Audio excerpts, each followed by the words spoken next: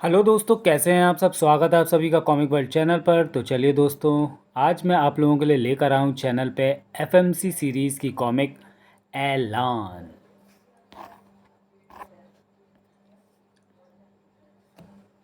ऐलान। आज मेरा प्रतिशोध पूरा होगा और उसके साथ होगा मेरा सपना पूरा, दुनिया पर राज करने का। ये है दुनिया को मेरा ऐलान, भाग 1। Special thanks to Singh Balwinder.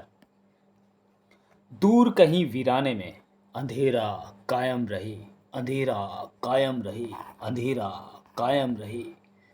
अंधेरे के नुमाइंदों, आज मैंने तुम सबको इसलिए बुलाया है कि अब समय आ गया अंधेरे को पूर्ण रूप से कायम रखने का। हमारे अब तक सारे प्रयास विफल रहे हैं, तो सिर्फ उस शक्तिमान की वजह से। हाँ महामहिम, अंधेरे का सबसे बड़ा शत्रु शक्तिमान ही है। उसी की वजह से हम अभी पूरी तरह से कामयाब नहीं हुए। लेकिन ऐसा अब नहीं होगा। इस बार हम सब अलग अलग नहीं, बल्कि हम सब की सम्मिलित शक्ति उसे मात देगी। हम सभी एक साथ उस पर हमला करेंगे। अंधेरा कायम रहे। हाँ महामहिम, हम सब मिलकर उस पर हमला करेंगे। वो अकेला होगा और अकेला वो हमसे जीत नहीं पाएगा। ऐसा ही होगा। अंधेरा इस बार आर पार की जंग लड़ेगा। अगर फिर भी शक्तिमान बच गया तो। अचानक एक रहस्यमयी साया प्रकट हुआ था वहाँ। कौन हो तुम लड़की? इस लड़की में अंधेरे की इस लड़की में अंधेरे की छाया नजर आ रही है। क्या है ये? Miss killer. मिस किलर नाम है मेरा, और मैं अंधेरे की मदद करने अंधेरे की शरण में आई हूँ। शक्तिमान की मौत लाई हूँ मैं। शैतानी हंसी उभरी मिस किलर के चेहरे पर। जब आप शक्तिमान से लड़ रहे होंगे तब आपका कोई सेवक अपनी काली शक्ति से इसका प्रयोग करेगा तो शक्तिमान जरूर मरेगा, क्योंकि दुनिया का सबसे शक्तिशाली जहर है इसमें। और इसके बदले में तुम्हें क्या चाहिए? क्योंकि बिना मतलब तो तुम यहाँ आई नहीं हो। मतलब तो है महामहिम, क्योंकि मेरा भी एक दुश्मन है, इसलिए मुझे बदले में डॉक्टर जयकाल चाहिए, अगर आपकी इजाज़त हो मेरे मालिक। ठीक है, जाओ ले जाओ जयकाल को। वैसे भी अभी हमें इसकी ज़रूरत नहीं। मिस किलर अपना जाल फैला चुकी थी। मिस किलर और डॉक्टर जयकाल जाने ही लगे कि किल्विश की सर्द आवाज़ गूंज उठी। लेकिन जाने से पहले एक बार मुझे ठीक से देख लो। अरे, ये आप हमें कहाँ ले आई शिवाजी? और ये आपने किस तरह के, सॉरी ये नहीं है इसका। देख लो मेरे इस रूप को। अब तुम खुद ही ये अंदाज़ा लगा सकती हो कि मुझसे गद्दारी करने पर मैं तुम्हारे साथ क्या कर सकता हूँ। किल्विश का वह रूप देखकर निश्चय ही मिस किलर की रूह भी कांप गई होगी। किल्विश निकल चुका था शक्तिमान को मारने के लिए मुंबई। अरे, ये आप हमें कहाँ ले आई सिया जी? और ये आपने किस तरह के वस्त्र पहना दिए हमें? महानगर। हम यहाँ किसी को जानते तक नहीं हैं, तो फिर हम यहाँ आकर क्या करें? और ये कौन सा स्थान है? कभी बाहर निकलकर हमारी दुनिया भी देख लिया करो। ये स्नेक आई का ऑफिस है। ये एक सिक्योरिटी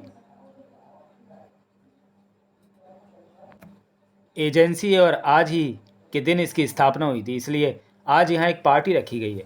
सभी पत्रकारों को इनविटेशन दिया गया है। पत्रकारों को ही क्यों, ये तो मुझे भी नहीं पता। उसी जगह दूसरी तरफ सभी पत्रकारों को बुलाया, ये बात समझ नहीं आई।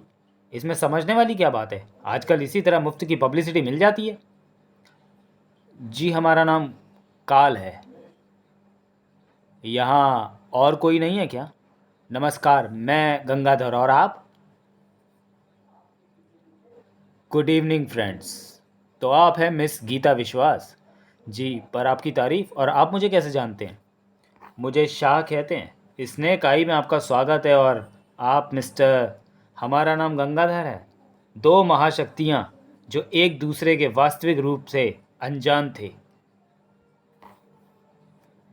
गीता, मुझे जाना होगा अभी। शायद मुंबई पर कोई बहुत बड़ा संकट आया है।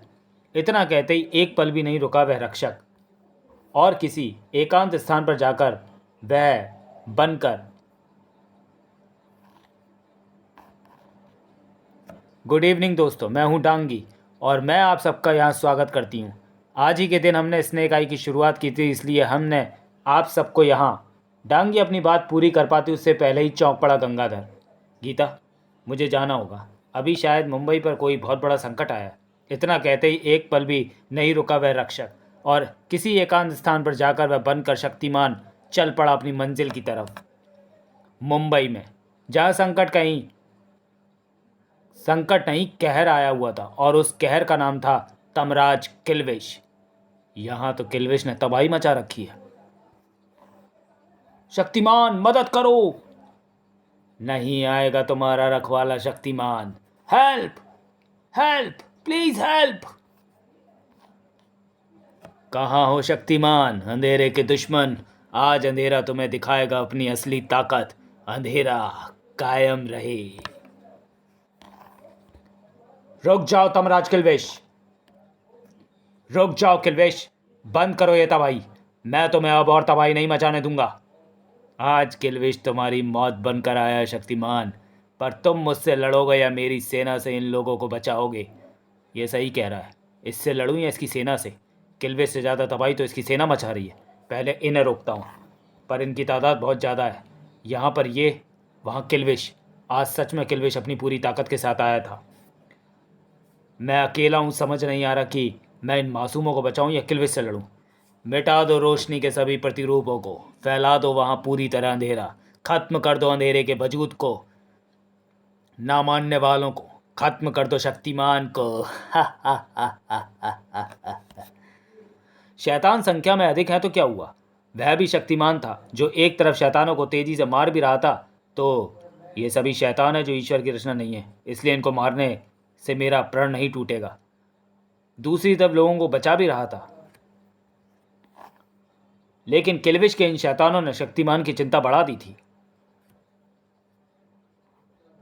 इस तरह तो मैं सभी को नहीं बचा पाऊंगा। वैसे सुबह होते ये सब भाग जाएंगे, क्योंकि सुबह इनकी ताकत कम हो जाएगी, और साथ ही किल्विश की भी, क्योंकि अंधेरा ही इनको अधिक शक्तिशाली बनाता है। लेकिन तब तक तो किल्विश बहुत तबाही मचा देगा। एक मिनट, इन सभी की ताकत का स्रोत किल्विश है, इसलिए पहले किल्विश को ही रोकता हूँ। इधर किल्विश का कहर अपने चरम पर था। महानगर में देखा, बाहर जाकर तुम्हें अच्छा लगा ना?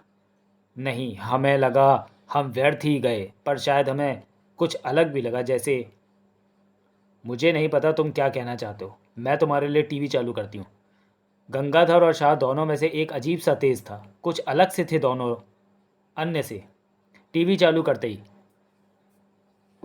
आप देख रहे हैं एफएमसी न्यूज़, और आज की सबसे बड़ी खबर आ रही है मुंबई से। वहाँ किसी अज्ञात शख्स का सामना मुंबई वासियों को करना पड़ रहा है, जो कि अपने आप को किल्विश बता रहा है, और वो काली शक्तियों का मालिक है, जिसका सामना मुंबई का रक्षक शक्तिमान कर रहा है। लेकिन किल्विश के नुमाइंदे साथ होने के कारण वह लोगों को बचाने में नाकामयाब हो रहा है, जिसके कारण लोगों में दहशत फैल रही है।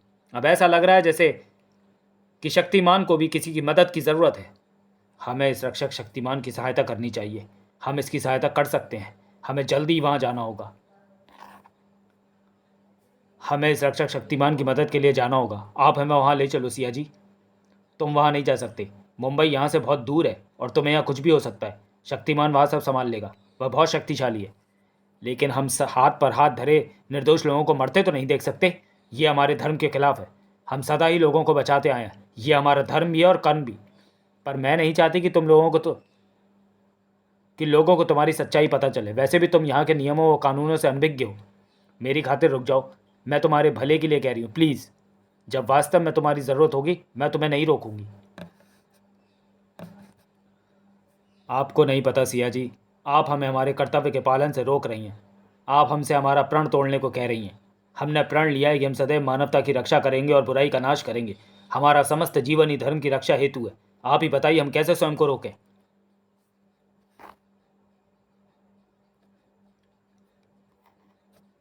एक मदद जो शक्तिमान तक पहुंचते पहुंचते रह गई। मैं तुम्हारे भले के लिए ही मना कर रही हूँ। तुम हमारी दुनिया को नहीं जानते। पता नहीं लोग तुम्हें अपनाएं या नहीं, उल्टा तुम्हारे दुश्मन बन जाएंगे वे लोग जिनके बारे में तुम्हें कुछ नहीं मालूम। वे बहुत खतरनाक लोग हैं। हम इनकी बात को टाल नहीं सकते। इनका बहुत उपकार है हम पर। वैसे भी ये हमारा बुरा कदापि नहीं चाहेंगी। शायद होनी को कुछ और ही मंजूर था। मुंबई में अंधेरा कायम रहे। हा हा हा हा हा।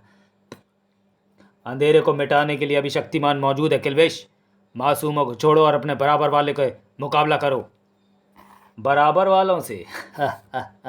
तुम मेरे बराबर कभी नहीं थे और ना ही होगे। और अब तो मैंने अतिरिक्त शक्तियां प्राप्त कर ली हैं शक्तिमान। देखना चाहोगे तो देखो, ये कलयुग है। यहाँ हम जैसों का ही राज है। जैसे जैसे पाप बढ़ेगा हम और भी शक्तिशाली होते जाएंगे। पाप चाहे कितना भी ताकतवर हो जाए, मगर पुण्य से कभी नहीं जीत पाया है और ना ही कभी जीत पाएगा। इतिहास इसका साक्षी है। मिथ्या बातें हैं ये सब। कमज़ोरों ने अपनी निर्बलता छिपाने के लिए बनाई हैं। जो ताकतवर होता है दुनिया उसी के आगे झुकती है। और यहाँ अंधेरा ही सबसे अधिक ताकतवर है, और ये बात तुम शीघ्र ही जान जाओगे। जिस तरह घनघोर अंधेरे को भी मिटाने के लिए दीपक की रोशनी की पर्याप्त होती है, ठीक उसी तरह मैं भी तुम्हें मिटा दूंगा किल्विश। इतना घमंड कब से आ गया तुम में शक्तिमान? यह घमंड तुमने अच्छा नहीं लगता। और रही बात मुझे मिटाने की, तो वो तुम्हारे बस की बात नहीं, क्योंकि प्रत्येक मनुष्य के अंदर बुराई और पाप बसा हुआ है, और जहाँ पाप वहाँ मैं। किल्विश के वार से शक्तिमान दूर तक जा गिरा, लेकिन अगले ही पल उसने खुद को संभाला। सचमुच किल्विश और भी शक्तिशाली हो गया है। हा हा हा हा, बस इतनी ही ताकत है तुम में? इसी के दम पर तुम किल्विश का सामना करने आ गए? ताकत क्या होती है मैं तुम्हें दिखाता हूँ। देख शक्तिमान, मेरी ताकत के आगे तुम कितने कमज़ोर हो। पता नहीं ये दुनिया वाले तुम्हें शक्तिमान क्यों कहते हैं। मानवता को बचाना ही मेरा धर्म है। मेरी शक्तियाँ धर्म के प्रति समर्पित है, अर्थात मेरी शक्तियों का केंद्र धर्म है, और धर्म की रक्षा सदा ईश्वर ही करते आए हैं। और ईश्वर से अधिक शक्तिशाली और कोई भी नहीं। उन्हीं ईश्वर की देन है मेरी शक्तियाँ, जो तुम जैसे शैतानों से तो कमज़ोर नहीं है। और ये बात तुम अपनी खाली शैतानी खोपड़ी। जकड़ लिया था किल्विश ने शक्तिमान को अपनी शैतानी शक्तियों से, परंतु अगले ही पल मैं उसने खुद को आज़ाद कर लिया। मैं अच्छी तरह से डाल ले, परंतु तेरी खोपड़ी तो खाली है। मेरी बातें तेरी खोपड़ी में से घूमकर वापस भी आ जाती हैं। बस शक्तिमान, इतना मत उछल अपनी मामूली सी ताकत पर। तेरे सामने तमराज किल्विश खड़ा है, जो कोई मामूली इंसान नहीं बल्कि ताकत का पहाड़ है। और मेरे सामने तेरी औकात एक चींटी से ज़्यादा कुछ भी नहीं है। गलत बोल गया तू मेरे सामने। गलत बोल गया तू। तेरे सामने चींटी नहीं बल्कि शेर खड़ा है। तेरे इन हमलों से मुझे तो कुछ होने नहीं वाला, मगर मेरे शैतान जिन पर तेरा ध्यान नहीं है वे तेरे दिल पर वार कर रहे हैं। वो देखो, उन्हें रोकने वाला कोई भी नहीं, क्योंकि तुम तो मुझसे लड़ने में व्यस्त हो, और फिर इन्हें रोकेगा कौन? हम रोकेंगे इन्हें। और इनके साथ तो मैं भी किल्विश। प्रणाम गुरुदेव, आप दोनों मेरी सहायता के लिए। हाँ बस हमें आना ही पड़ा। मानवता की रक्षा हमारा भी तो कर्तव्य है। हम किल्विश से युद्ध करते हैं, तुम दोनों इन शैतानों को रोको। जो आज्ञा गुरुदेव। इस दुनिया के लोगों को सुख चैन से रहने दो किल्विश। चलो। ओह, तो तुम तमराज किल्विश से भीख मांग रहे हो महागुरु? चलो यही सही।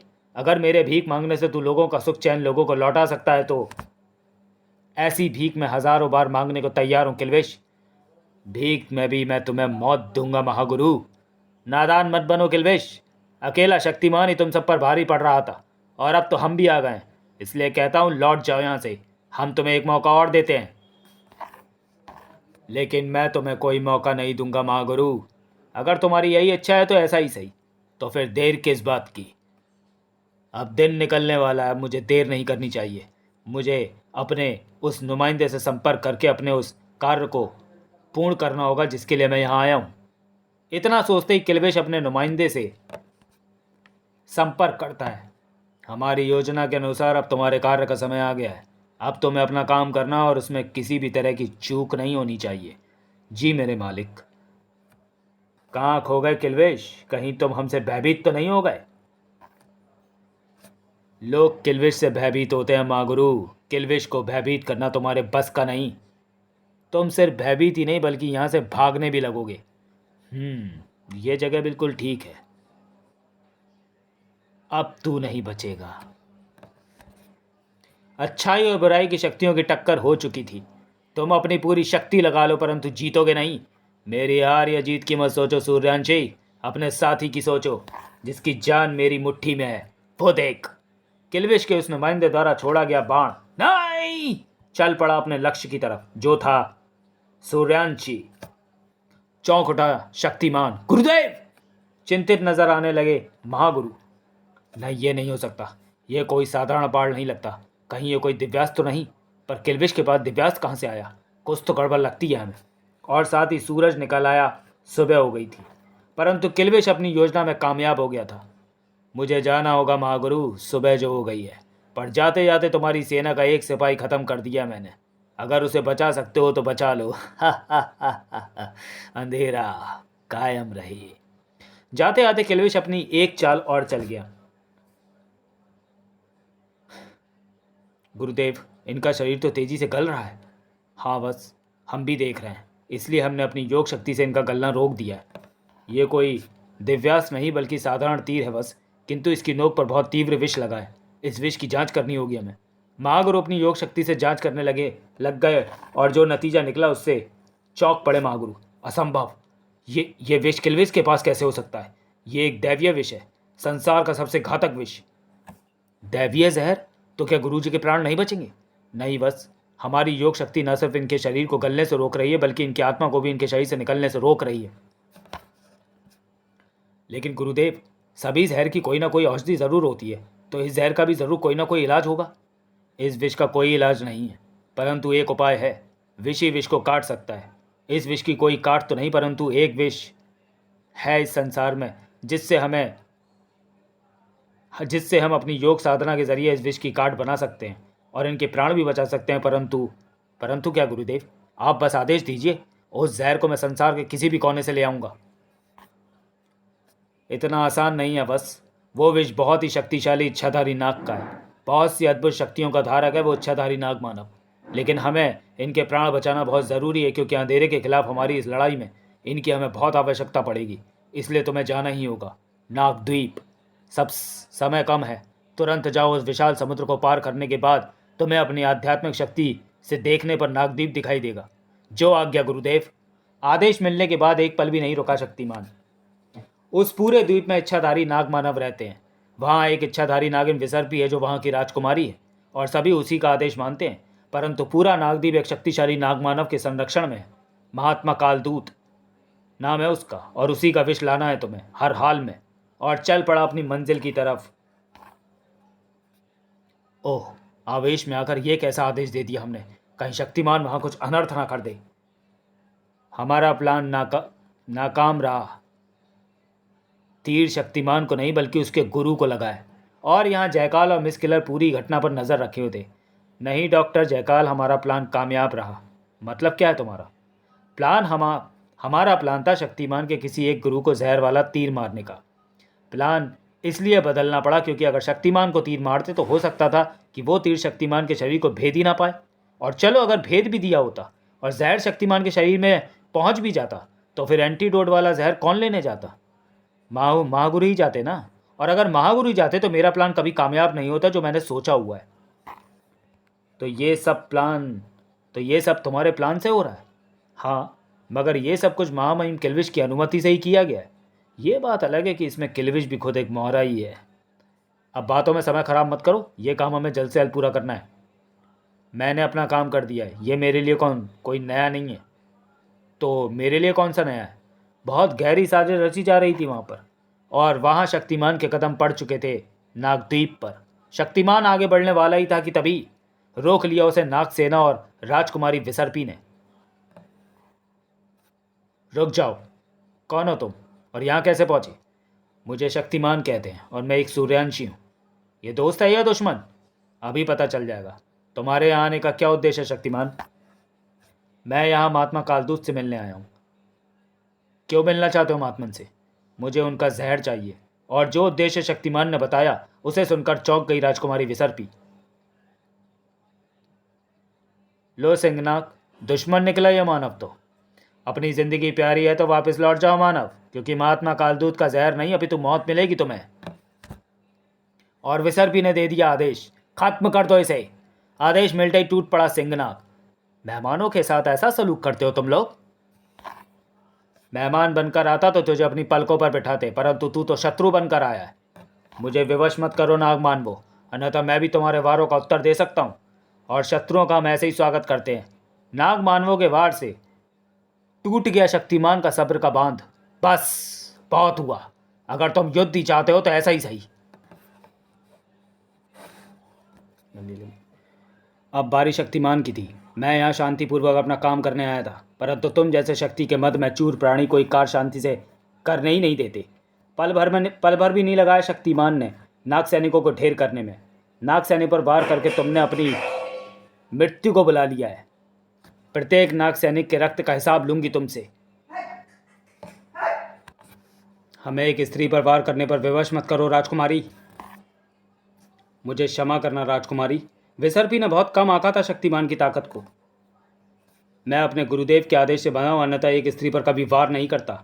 शक्तिमान के हाथ से निकले बवंडर ने विसर्पी को अचेत कर दिया। पुत्री! अब ये कौन आ गया? तुम्हारा काल दूत। प्रणाम स्वीकार करें महात्मन। तुम्हारे प्रणाम को स्वीकार मात्र से ही अपमान होगा नाग योद्धाओं तथा तुम्हारी कुमारी विसर्पी का। परंतु तुम एक सूर्यांशी हो और हम तुम्हें एक अवसर देना चाहते हैं। इसलिए शक्तिमान ने आगे बढ़ना चाहा कि तभी कालदूत की पूछ हरकत में आई। शक्तिमान भी कालदूत का कथन समझ चुका था। हम सूर्यांशों में भी गुरुओं का स्थान सबसे ऊंचा है महात्मन, और उन्हीं गुरुओं के आदेशानुसार मैं यहाँ आया हूँ, और जिस उद्देश्य के लिए यहाँ आया हूँ उसे पूरा करना मेरा धर्म भी है और कर्म भी, चाहे अंजाम जो भी हो। लौट जा बालक, जहाँ से तू आया है। हम महात्मा कालदूत और महात्माओं का स्वयं स्वभाव क्षमा करना होता है। इसलिए जो विनाश तूने नागदीप में किया उसे तुम्हारी भूल समझकर हम क्षमा करते हैं, क्योंकि तुम न सिर्फ एक सूर्यांशी हो बल्कि मानवता के रक्षक भी हो। आपकी इस जकड़ से मैं पल भर में छूट सकता हूं महात्मन। शक्तिमान गायब होकर कालदूत की कैसे आज़ाद हो गया और उठा लिया महात्मा कालदूत को अपने एक ही हाथ से और फेंक दिया किसी तिनके की तरह। अब मैं आपको कोई मौका नहीं दूंगा। अद्भुत है तुम्हारी शक्तियां बालक। हमें प्रसन्नता है कि सूर्यांशु ने तुम जैसे शक्तिशाली को मानवता की रक्षा के लिए चुना है, परंतु तुम इस समय हमारे शत्रु हो और शत्रु के साथ युद्ध किया जाता है। बचो हमारे अस्त्र से। शक्तिमान कालदूत के इस वार से तो बच गया। कोई भी अवसर नहीं देंगे हम तुम्हें। अवसर देने का मतलब पराजय। पर अगले वार से न बच सका होगी, क्योंकि हम पंच तत्वों की शक्ति को भली भांति जानते हैं।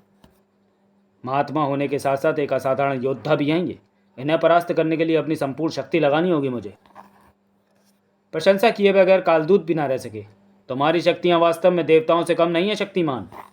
अब मैं तुम पर अपने मांत्रिक तंत्र द्वारा निर्मित अग्निगोले का प्रयोग करूंगा शक्तिमान। इससे तुम्हें केवल अग्निदेव ही बचा सकते हैं। मंत्र शक्ति से निकला कालदूत का अग्निगोला चल पड़ा शक्तिमान के प्राण लेने, परंतु थाम लिया शक्तिमान ने अपने हाथों में।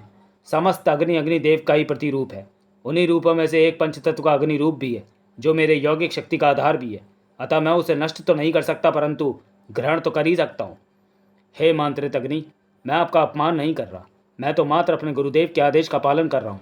अतएव मुझे आपको ग्रहण करना होगा। कृपया आप मेरे पंचतत्व के अग्नि रूप में समाहित हो। जिसे देख चौंक पड़े कालदूत। असंभव! कालदूत का मांत्रिक अग्निगोला शक्तिमान के शरीर में समाहित होता चला गया। क्षमा करना महात्मन, बस बहुत हो गया। हम तुझे बालक समझकर घातक वार नहीं कर रहे, किंतु अब तुमने हमें विवश कर दिया है कि हम तुम पर प्राणघातक हमला करें। ऐसा लग रहा है मानो शरीर ही प्राणी शरीर से निकल जाएंगे। इससे बचने का एक उपाय है। हम तुझ पर घातक त्रिघन का वार करेंगे। इस वार से तू तो क्या, इंद्र भी नहीं बच सकता।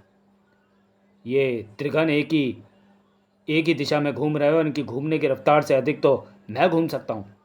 और अब इसी त्रिघन को मैं अपना हथियार बनाऊंगा, जो महात्मा कालदूत को पराजित करेगा। मुझे बस अपने घूमने की गति इतनी अधिक बढ़ानी होगी कि यहाँ एक ऐसा बवंडर निर्मित करूंगा कि महात्मा कालदूत भी कुछ समझें। उससे पहले उन्हें इस बवंडर के आगोश में ले लूं।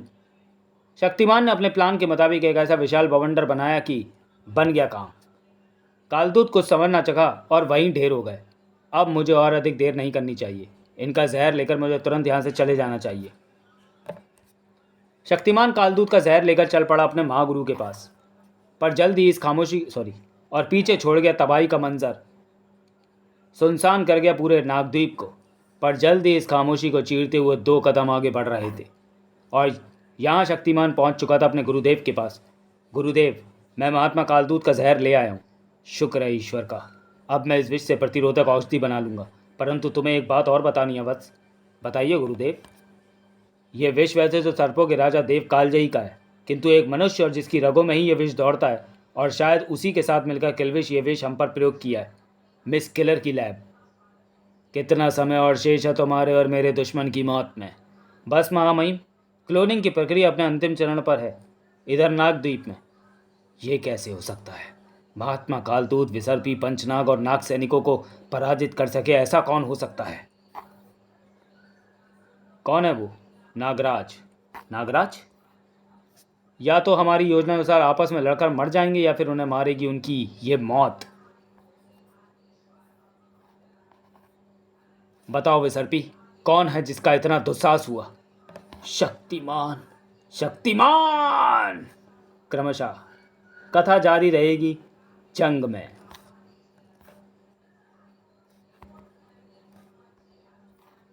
हम सदा ही ये सुनते आए कि धर्म और अधर्म की जंग में जीत सदा धर्म की होती आई है। सदियों से ये क्रम चलता आया है। बुराई अच्छाई से सदैव हारती आई है। लेकिन सोचो तब क्या होगा जब अच्छाई अच्छाई से लड़ने लगे, जब जंग में धर्म और मानवता के रक्षक आमने सामने हो। तब उस युद्ध का परिणाम क्या होगा? यकीनन परिणाम विनाशकारी ही होगा, क्योंकि आज फिर मानवता के एक रक्षक ने मानवता के दूसरे रक्षक को ललकारा है, और दूसरे ने भी किया है ऐलाने जंग। भाग 2, नागराज और शक्तिमान का महाविशेषांक, जल्दी कॉमिक वर्ल्ड चैनल पर। तो चलिए दोस्तों, मिलते हैं जंग में। तब तक के लिए धन्यवाद।